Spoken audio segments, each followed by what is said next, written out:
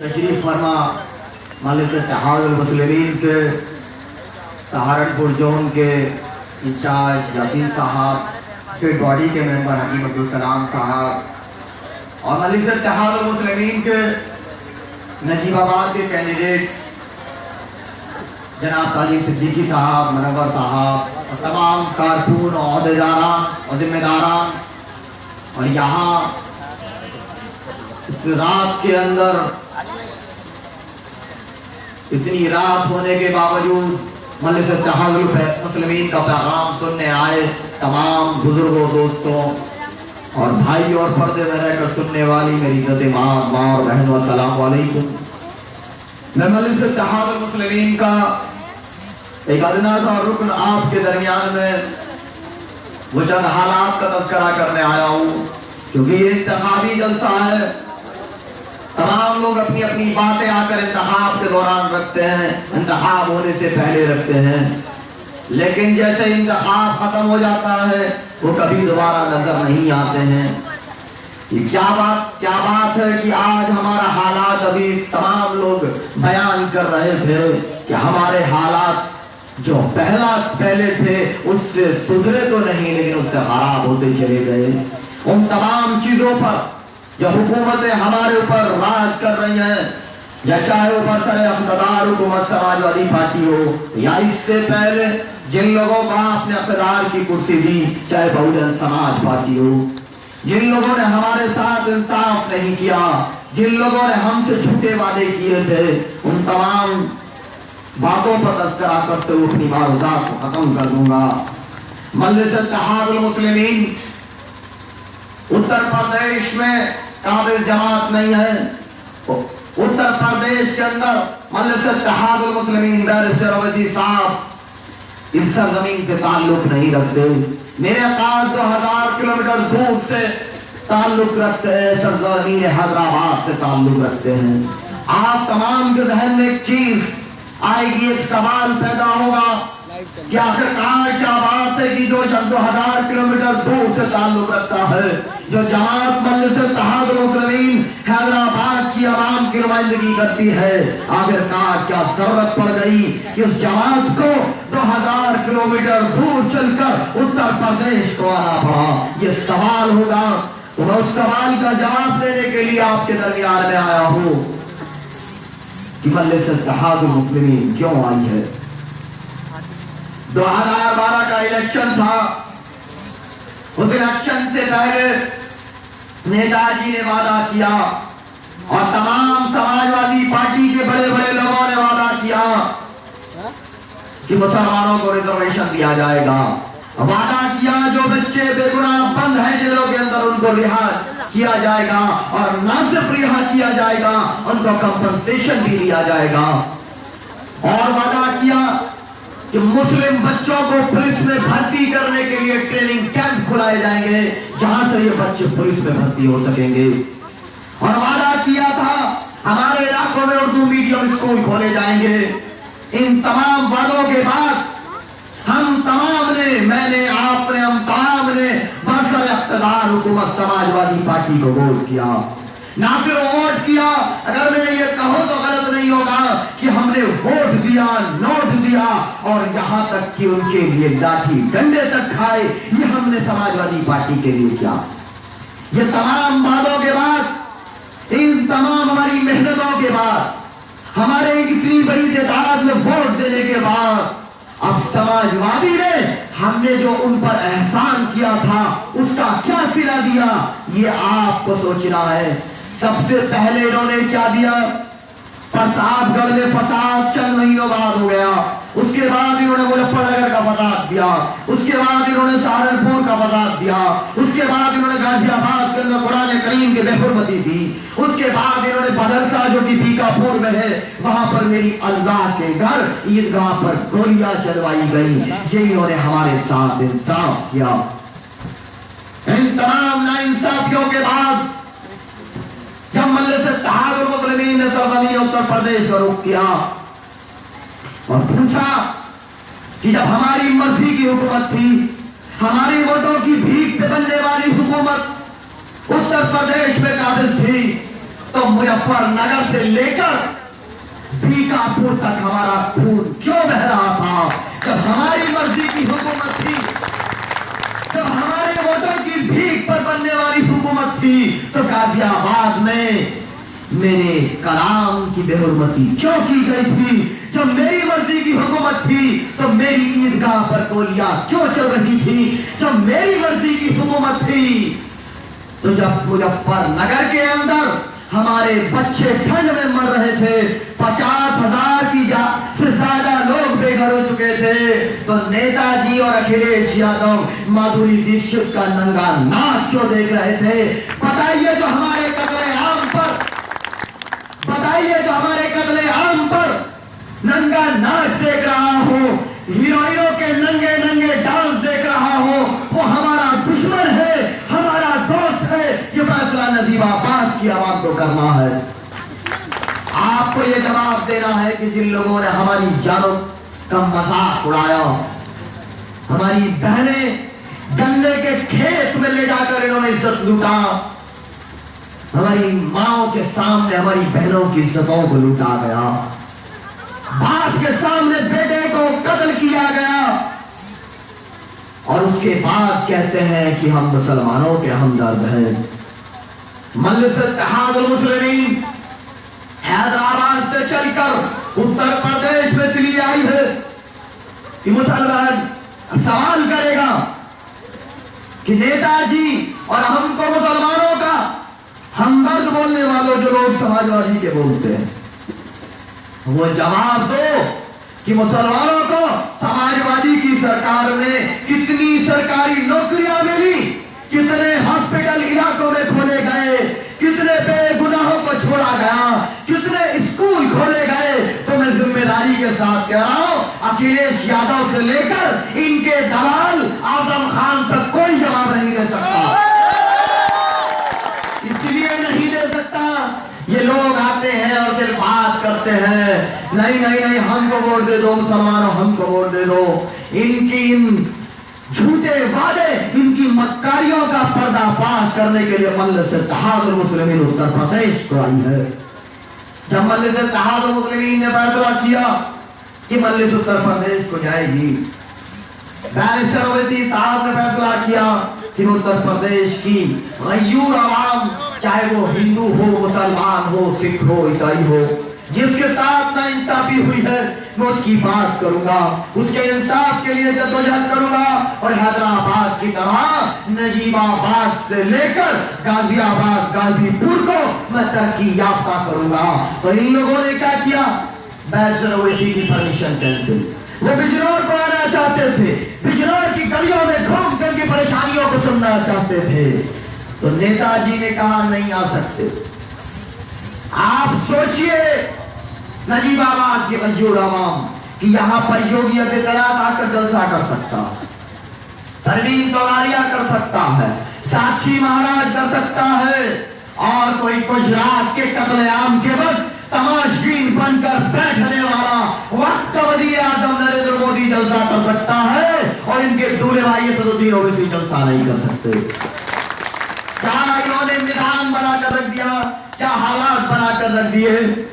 इसलिए ये नहीं आने देना चाहते, क्योंकि अगर बैरिस्टर ओवैसी साहब आएंगे, हक बोलेंगे, दायरा दस्तूर में रहकर बात करेंगे, और इनकी जो काली करतूतें हैं, जो इन्होंने मुसलमान, दलित और बैकवर्ड कास्ट के लोगों के साथ नाइंसाफी की है, उन नाइंसाफियों का पर्दाफाश करेंगे, और नेताजी की नाटक की दुकान बंद हो जाएगी। इसलिए मेरे काज को उत्तर प्रदेश नहीं आने देना चाहते। लेकिन मैं ये खड़े होकर कह रहा हूं, नजीबाबाद के अंदर कान खोल कर सुन लो नेताजी और अखिलेश यादव और उनके दलालों, उत्तर प्रदेश किसी के बाप की जागीर नहीं है। हाँ, ये मेरे बाप की जागीर है। मेरे काज आएंगे, अगर हिम्मत है 12 को नजीबाबाद आ रहे हैं, हिम्मत है समाजवादी और कांग्रेस के दलालों, तो दूल्हे भाई को रोक के दिखाओ। मैं देखूंगा तुम्हारे अंदर ज्यादा ताकत है या हमारे अंदर ज्यादा ताकत है, या कॉन्स्टिट्यूशन ऑफ इंडिया के अंदर ज्यादा ताकत है।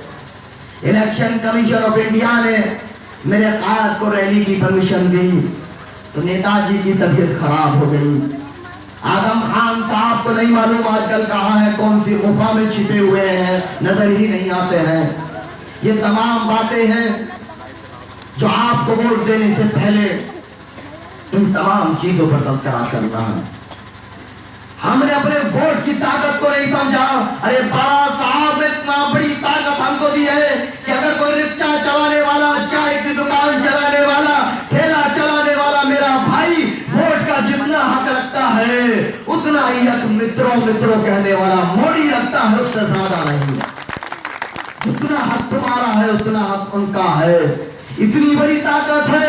अगर आप सही वक्त पे सही फैसला करेंगे, अगर अच्छे नुमाइंदों को मुंतखब कर भेजेंगे तो नजीबाबाद की आवाम की बात होगी, आपके बच्चों के मुस्तकबिल की बात होगी। अगर आप लुटेरे, चोर, मक्कार और धोखेबाजों को, गद्दारों को जिताकर भेजेंगे तो कभी आपके बच्चों के मुस्तकबिल की बात नहीं हो सकती। आपको ये सोचना है कि 2017 का जब इलेक्शन आ गया, 15 तारीख को पोलिंग है, तो हम अपने उस ऐसे कैंडिडेट को मुंतखब करेंगे जो हमारे आवाम के बीच में रहता हो, हमारे हक के ताल्लुक से बोलने वाला हो और उसकी जबान पर किसी का ताला लगा हुआ नहीं होगा। मैं जिम्मेदारी के साथ कह रहा हूं, अगर बीएसपी का जीत कर जाएगा तो बहन जी का ताला होगा और चाबी बहन जी के पास होगी। अगर समाजवादी और कांग्रेस जो चोर चोर मौसेरे भाई मिल चुके हैं, अगर इनका जीत कर जाएगा तो चाबी अब नहीं मालूम किस पे होगी, आधी नेताजी पे होगी, आधी अखिलेश भैया पे होगी, नहीं मालूम किस पे होगी। और अगर बीजेपी का जाएगा तो बस समझ लीजिए किस पर होगी। लेकिन मैं यहां खड़े होकर जिम्मेदारी के साथ कह रहा हूं, आपका भाई जीत कर जाएगा, अगर ताजीम सिद्दीकी जीत कर जाएगा, मजलिस इत्तेहादुल मुस्लिमीन का नुमाइंदा जीत कर जाएगा तो इसकी जबान पर न पेशे ओसी का ताला होगा, न शादाब चौहान का ताला होगा। इसकी जबान पे आपके खिलाफ उठने वाली आवाज, आपके खिलाफ होने वाले जुल्म के खिलाफ बोलने के लिए जद्दोजहद करने वाला ये मर्द मुजाहिद अकेला होगा इंशाअल्लाह। और दहरों की तरह बैठ के तमाशा नहीं देखेगा विधानसभा में। अगर हमारे हक की बात नहीं होगी, अगर पैदा कांड करना छोड़ो, अगर किसी ने मेरी बहन को गोली मारने की कोशिश की तो उसका इंतकाम अपने हाथों से हम लेंगे इंशाअल्लाह। लेकिन वो तब मुमकिन होगा जब हमारा नुमाइंदा हमारे संबली में होगा। क्योंकि अगर ये तकरीरें, अगर ये नारे तब अहमियत रखते हैं जब विधानसभा में होती है। इन तकरीरों की अहमियत तब होती है।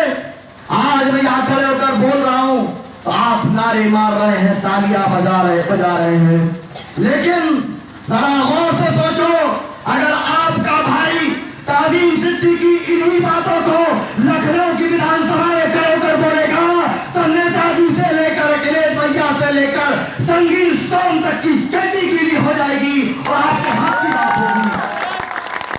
आपके इंसाफ के लिए वहां जद्दोजहद की जाएगी। लेकिन मैं फिर वही बात कहूंगा, ये जज्बाती नारों से मुमकिन नहीं होगा। 15 तारीख को पतंग के सामने वाला बटन दबाइए और मजलिस इत्तेहादुल मुस्लिमीन के नुमाइंदे को कामयाब कीजिए। अभी यहाँ के साहब के बारे में जरा बात करते हैं जो यहाँ के सिटिंग एमएलए हैं। आपने बंदर का नाम तो सुना होगा। बंदर के लिए बोला जाता है कि कभी एक डाल पर नहीं बैठ सकता, इधर छलांग मार रहा, इधर से उधर, उधर से इधर। यहाँ के साहब इधर से उधर, उधर से उधर, ये हाल है। अभी भाई ने बताया कि इतने करोड़ हुए तो उसको वोटिंग कर दी, उसको वोटिंग कर दी। कल को हो सकता है योगी आदित्यनाथ बोल दे ले लो 4 करोड़, ये आपके ईमान, आपकी नजीबाबाद विधानसभा का सौदा वहां भी कर सकते हैं। नहीं मालूम जिसका जमीन नहीं होता, जो अपनी वो जिनकी बदर को जीता उनकी इज्जत नहीं कर सकता, नहीं मालूम वो कब आपकी वोटों को बेच दे उसके आप यकीन नहीं कर सकते। दूसरी और अहम बात उनके ताल्लुक से, उन्होंने कहा मैंने इसलिए क्रॉस वोटिंग की, बताया मुझे कि यहां पर मेडिकल कॉलेज आएगा, 5 किलोमीटर के अतराफ में आएगा। लेकिन बताओ नजीबाबाद की आवाम, मेरे को बताने जरूरत नहीं है कि आपके इलाके में मेडिकल कॉलेज खुला या पेड़ा गांव में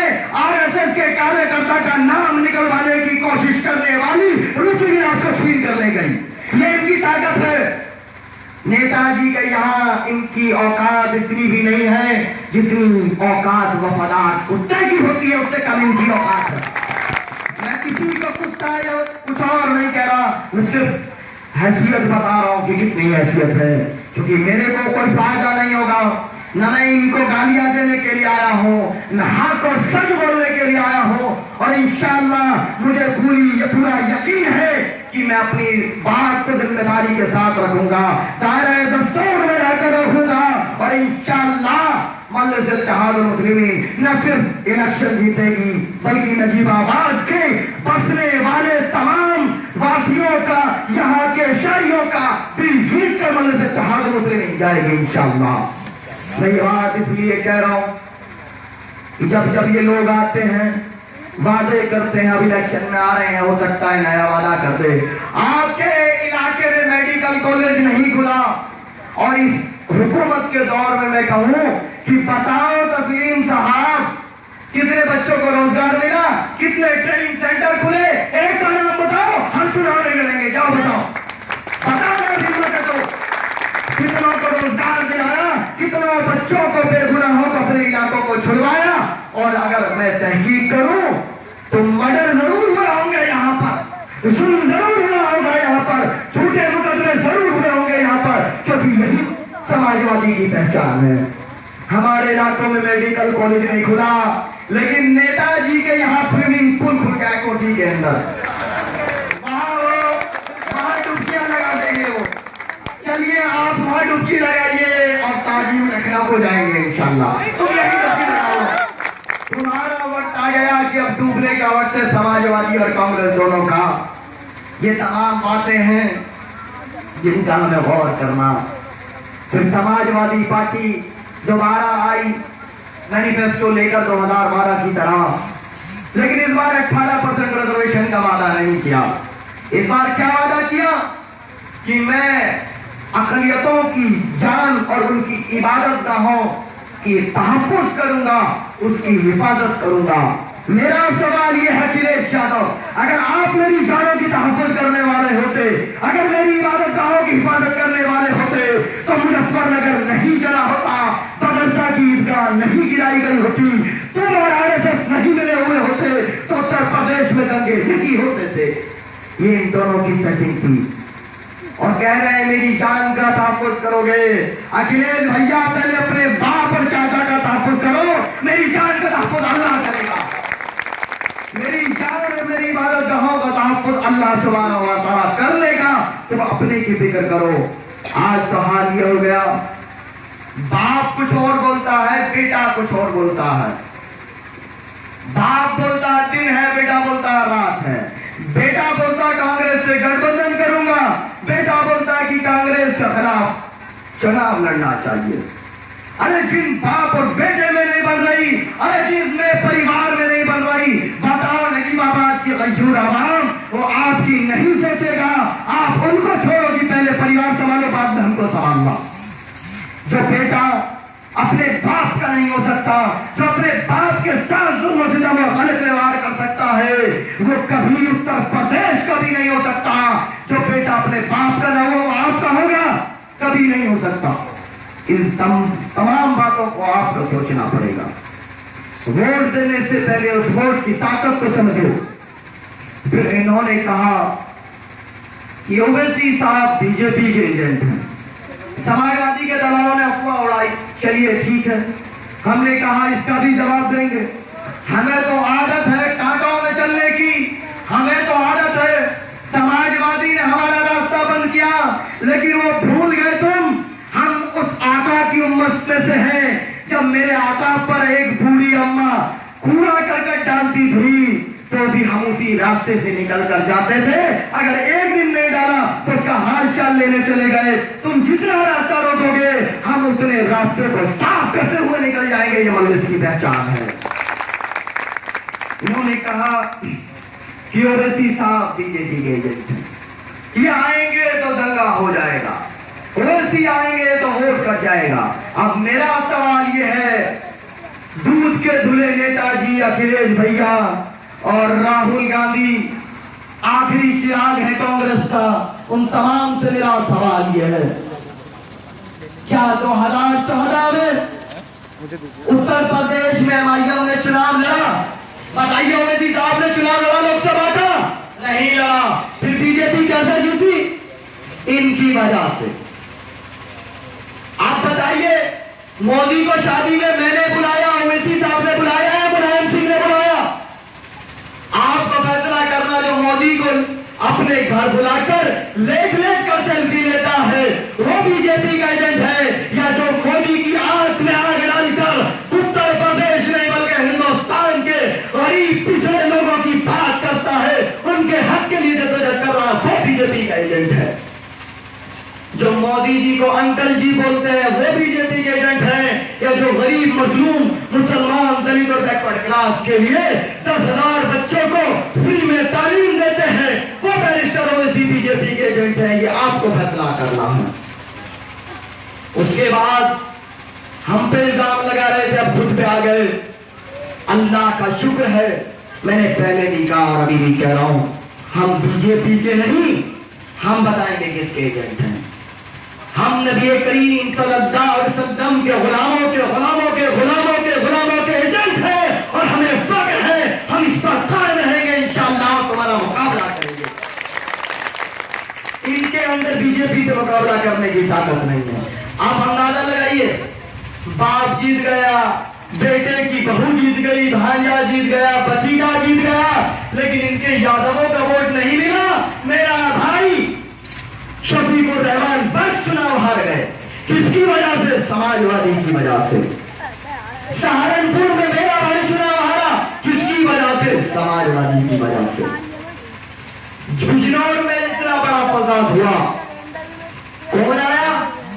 इनके दलाल आए, मल्लिक साहब जब हम आए तो सारे के सारे पहुंच गए, चलो चलो चलो तमाशा देखने चलते हैं। इनका यह हाल है। फिर अखिलेश भैया ने कहा एक रैली के दौरान आज कानपुर में, कहा कि साइकिल तेज चलती है और हाथ छोड़ दे तो भी चलती है। तो मैं यह कहना चाह रहा हूं, अखिलेश यादव, तुम अभी साइकिल पर पड़े हो और उत्तर प्रदेश की आवाम रॉकेट में बैठ के, प्लेन में बैठ के बहुत ऊंचा उड़ने वाली है, तुम अभी यहीं रहोगे। फिर इन्होंने कहा बेबी को बेस पसंद है, यूपी को साथ पसंद है। एक नारा दिया कांग्रेस और समाजवादी पार्टी ने।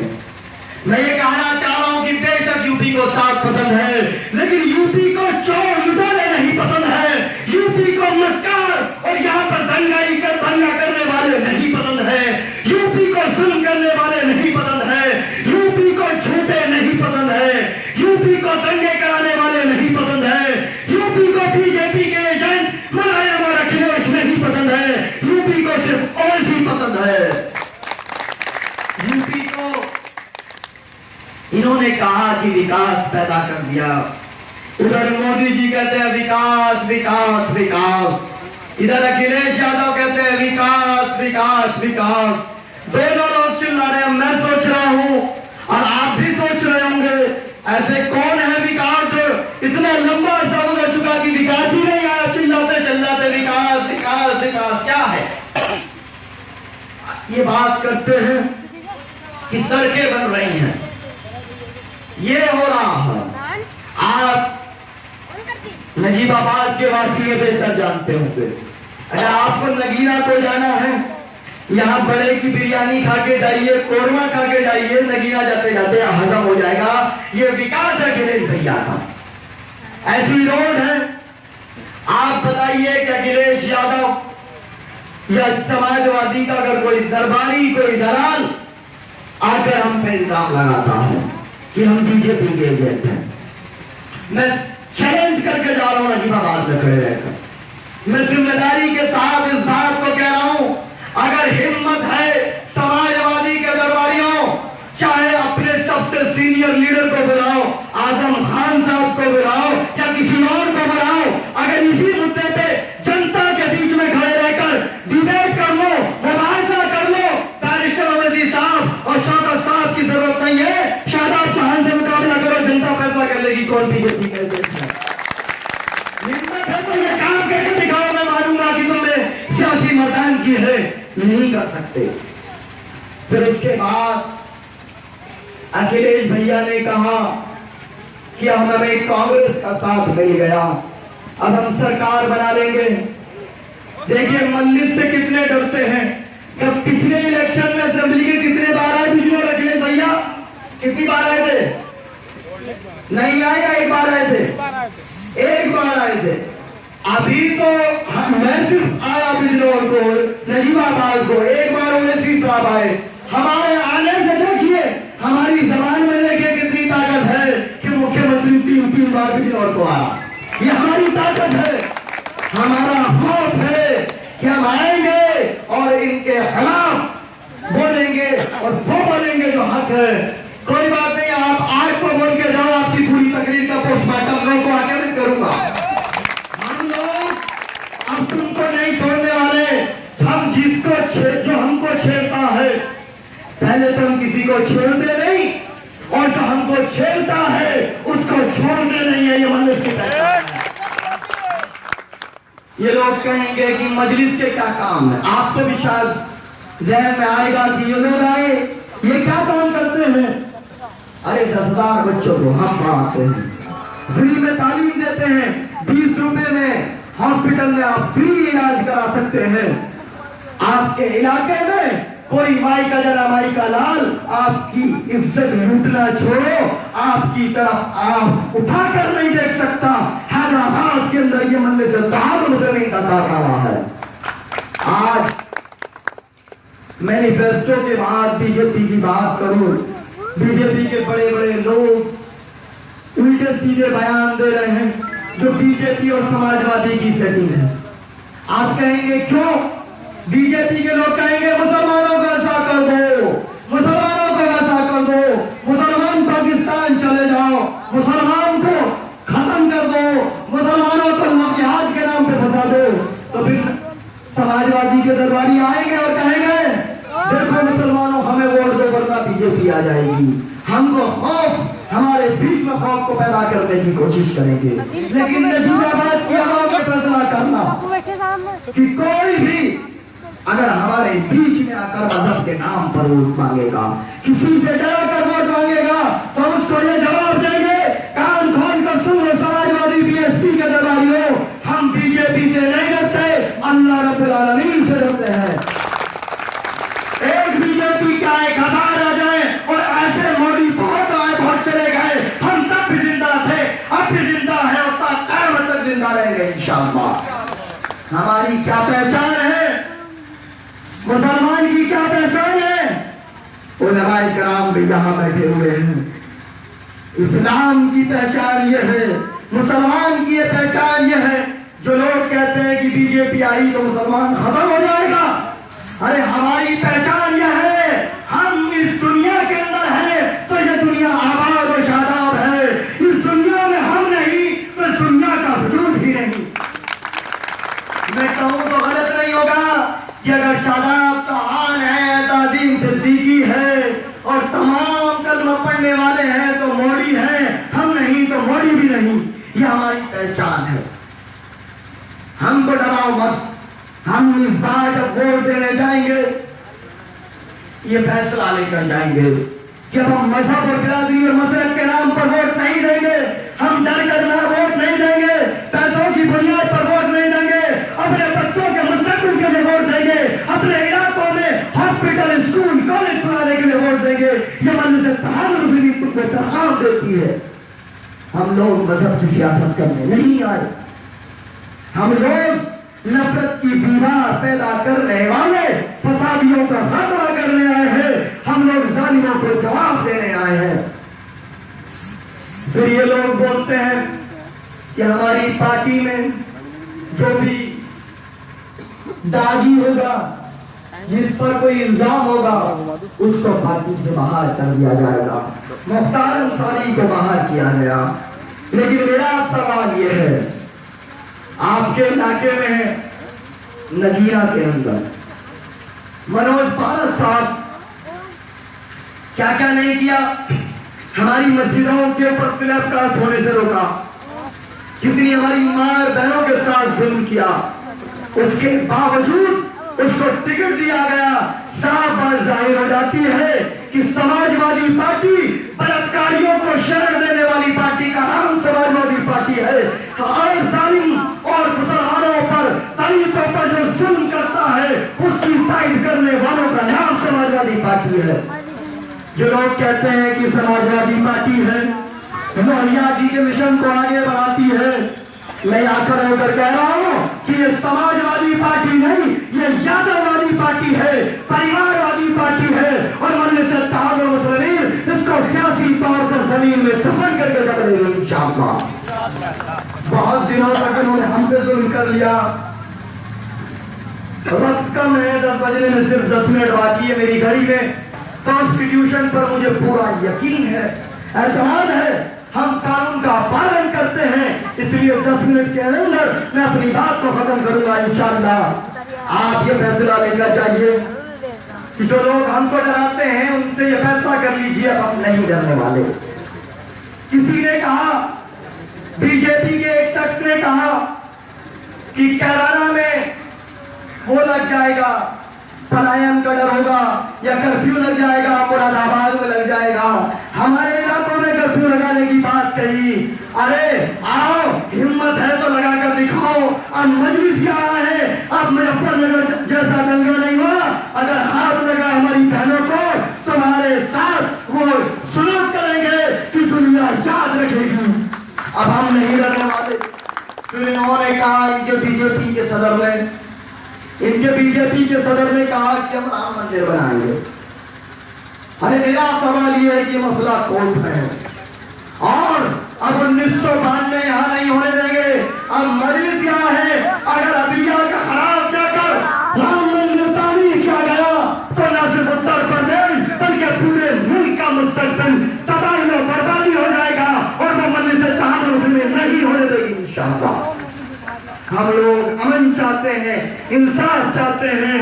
फिर भाइयों बहनों ने कहा कि ट्रिपल तलाक को शुरू कराएंगे, हमारी माँ और बहनों को हक देने की बात कही। तो बताओ नजीबाबाद की आवाम, क्या नबी करीम सल्लल्लाहु अलैहि वसल्लम ने हमारी माँ और बहनों को हक दिया कि नहीं दिया? अगर दे दिया तो ये मित्रों बोलने वाले हमारी माँ और बहनों को हक देंगे? सवाल तो ये पैदा होगा कि ये साहब अपनी घरवाली के साथ इंसाफ नहीं कर सके, हमारी घरवालियों के साथ इंसाफ करेंगे।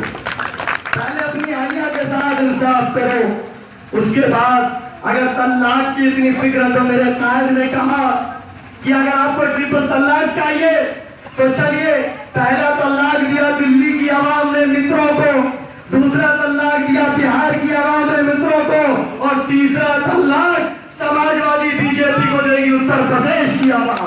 हम बोल रहे कांग्रेस बीजेपी समाजवादी को तलाक खत्म, हम लोग मेरे रोको। दूसरी बात इन्होंने कही, मुसलमानों के अंदर 2 शादियां होती हैं, ज्यादा होती है। साक्षी महाराज ने कहा मुसलमान 4 बीवी रखते हैं, 40 बच्चे रखते। अब बताइए, अल्लाह ने मुझे कुव्वत मर्दान की दी, मैं 4 रख रहा हूं और इससे एक नहीं संभाल सके, इसका जिम्मेदार भी मैं हूं। हर चीज के लिए हम लोग जिम्मेदार ठहरा देते हैं। अरे भाई, आप एक नहीं कर पाए तो अल्लाह से दुआ करो, हम तो क्यों इल्जाम दे रहे हो। और रही बात उत्तर प्रदेश के विकास की, उत्तर प्रदेश के अंदर ये दोनों लोग इल्जाम लगाते रहे। पहले नारा दिया कांग्रेस ने 27 साल यूपी बेहाल, लेकिन अगर हकीकत कोई नारा है तो 70 साल यूपी बेहाल। और समाजवादी कांग्रेस बीजेपी का उत्तर प्रदेश की आवाम ऐसा करो हाल कि ये फिर शोर मचाए, हाय हाय, और कभी आए उत्तर प्रदेश को।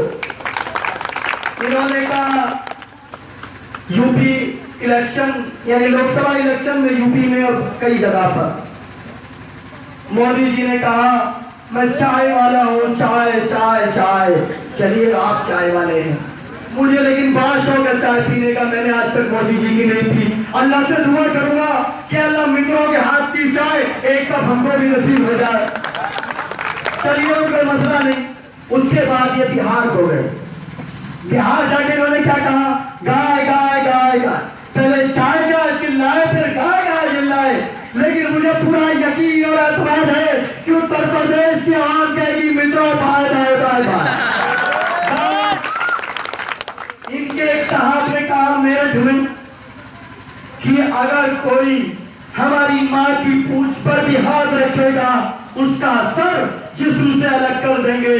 मेरा सवाल यह है बीजेपी के नेताजी से कि बीजेपी बीफ एक्सपोर्ट कंपनी जिसका नाम अल्लाह प्राइवेट लिमिटेड है उससे 70 लाख का चंदा लेती है। पहले उनका सर जिस्म से अलग करके दिखाओ, बाद में डराना 313 वाले हैं, जरा समझ कर बात करो वरना हम जवाब दे डालते हैं जबान में। दूसरी बात इन्होंने कही कि हम लोग गाय को राष्ट्र पशु बनाएंगे। अरे इन मुद्दों से क्या विकास होगा? डॉलर कमजोर होगा, हमारे मुल्क की इकोनॉमी मजबूत होगी, रोजगार मिलेगा नहीं मिलेगा? इन मुद्दों से अगर कुछ होगा तो उत्तर प्रदेश नहीं बल्कि हिंदुस्तान तबाही और बर्बादी की तरफ जाएगा, जो आरएसएस, संघ परिवार, बीजेपी, समाजवादी और कांग्रेस का मकसद भी है। लेकिन हम इनके मकसद को कामयाब नहीं होने देंगे।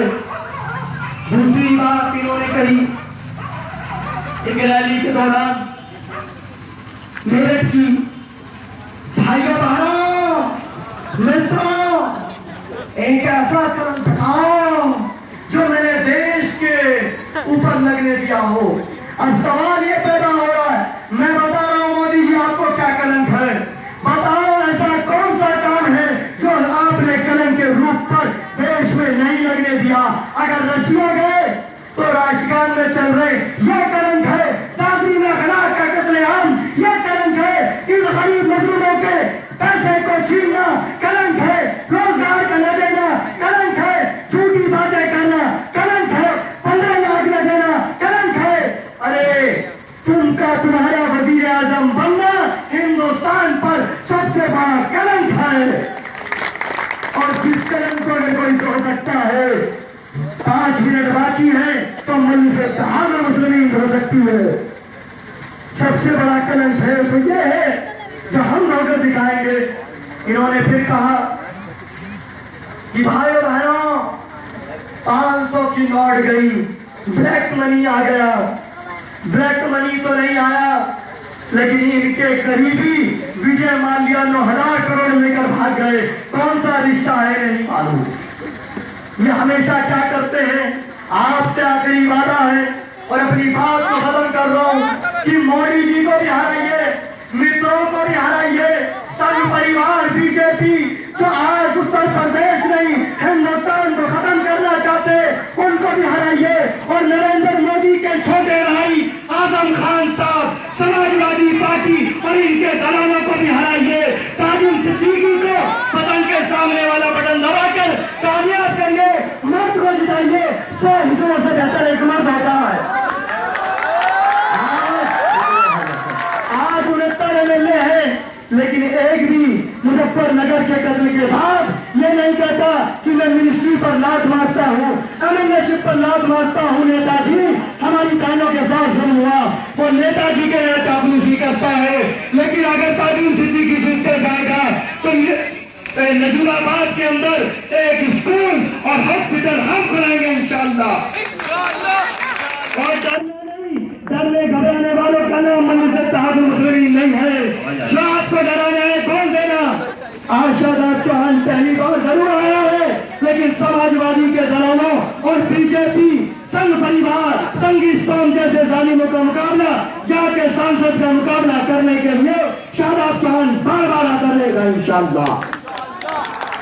आजम खान साहब बहुत बोलते थे ना, मुसलमान जरा शादाब चौहान का मुकाबला करके दिखाओ, फिर देखते हैं कितने बोलने वाले हैं। तो वैसी साहब की तो बात अलग है।